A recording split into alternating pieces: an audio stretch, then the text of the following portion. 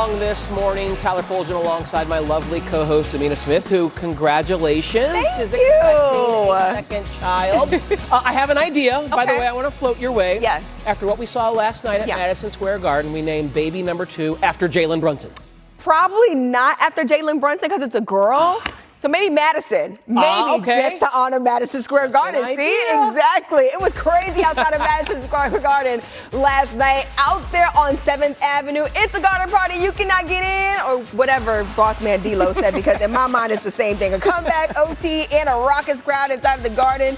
Under 9 minutes to go in the third. Donovan Mitchell on the wing hits the 3.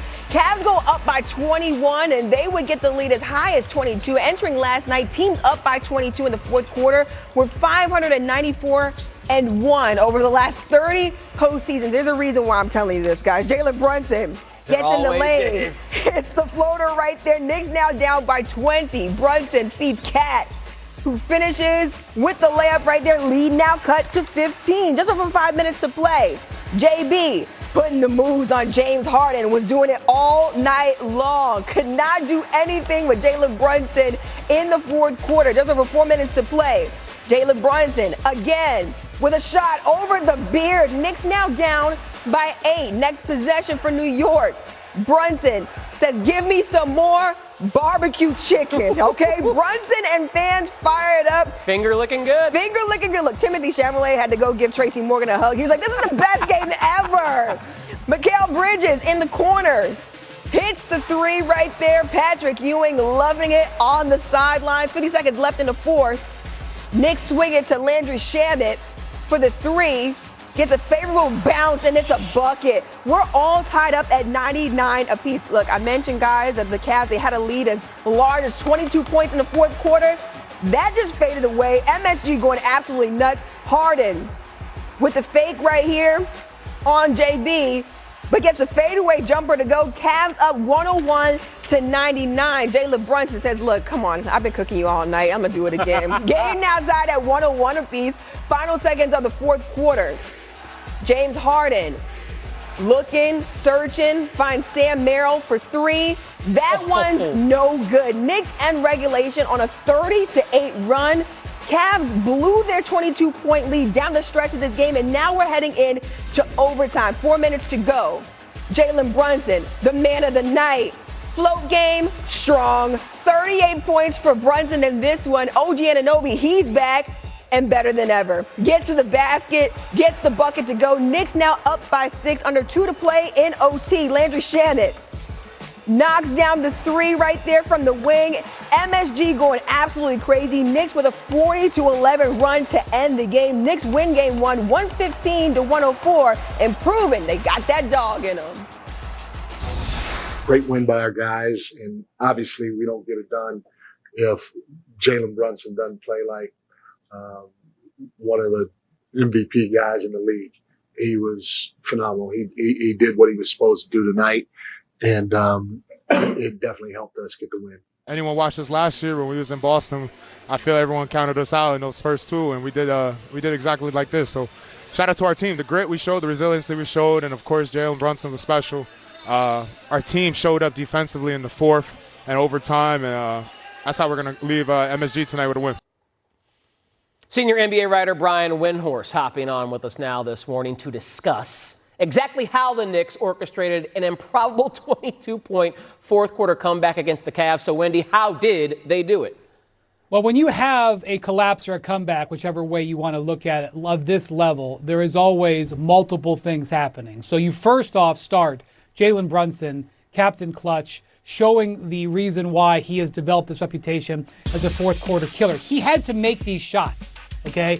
All of them, some of them were okay, but some of them were very high difficulty, and he made them all. I believe he was 8 of 9 in isolation against James Harden in that fourth quarter. And look, Harden's wearing those neon shoes. It was like a target for every Knick out there, and Brunson ripped them.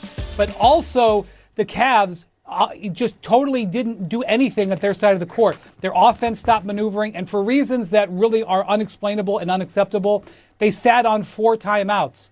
2 different times they had use it or lose it timeouts, where if you don't use them, you get it taken away.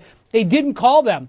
They didn't. They were sluggish on changing their defense. They were sluggish on changing their offense. The two of those things had to both occur to allow the 22-point comeback. Yeah, and a note, in case you missed it earlier, when Amina mentioned teams trailing by 22 points at any point in the fourth quarter over the last 30 postseasons, 1 and 594 until last night. The Knicks made it 2 wins in that column. Wendy, stand by because we're coming back to you in just a second.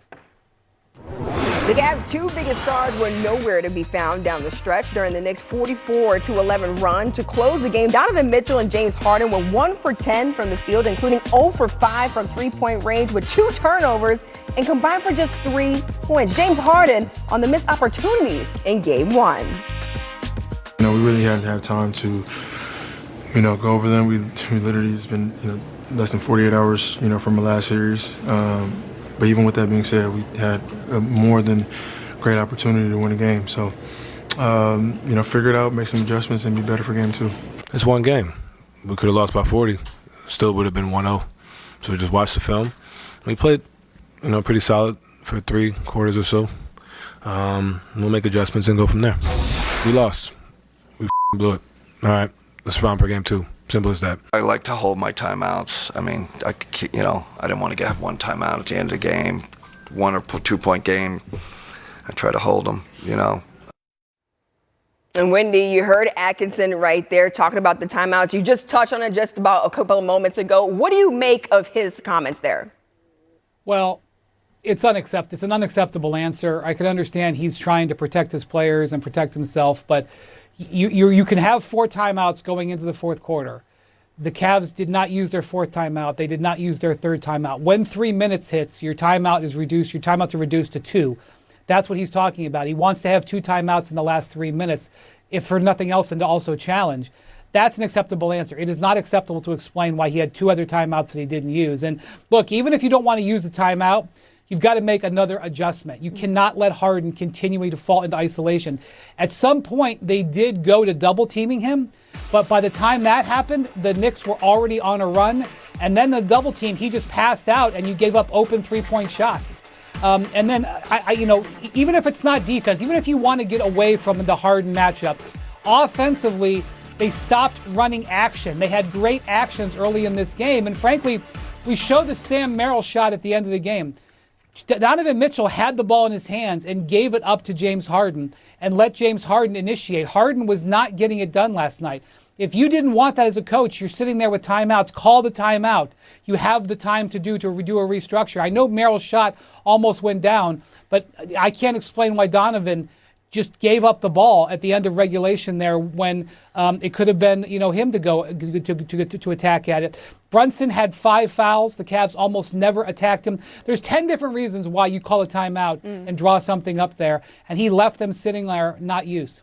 Yeah, adjustments needed to be made by the Cavs, but maybe they do it for Game 2 next time around. Wendy, stay with us.